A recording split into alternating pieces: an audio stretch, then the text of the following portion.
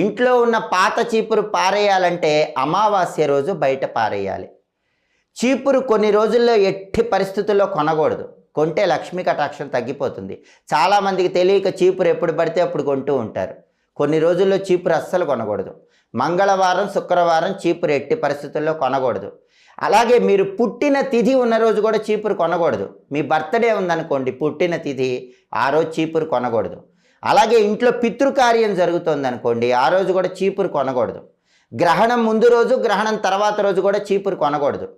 తిథుల పరంగా తదియ తిథి, ఏకాదశి తిథి ఉన్న రోజు చీపురు కొనకూడదు. ఈ 2 తిథుల్లో చీపురు కొంటే లక్ష్మీ కటాక్షం తగ్గిపోతుంది. అలాగే కొన్ని నక్షత్రాలు ఉన్నప్పుడు కూడా చీపురు కొనకూడదు. రోహిణీ నక్షత్రం, హస్త నక్షత్రం, శ్రవణ నక్షత్రం, పుష్యమి నక్షత్రం, అనురాధ నక్షత్రం, ఉత్తరాభాద్ర నక్షత్రం, ఈ నక్షత్రాలు ఉన్న రోజు కూడా చీపురు కొనకూడదు. చీపురు ఎప్పుడు కొనకూడదో తెలుసుకొని, ఎప్పుడు కొనాలో తెలుసుకొని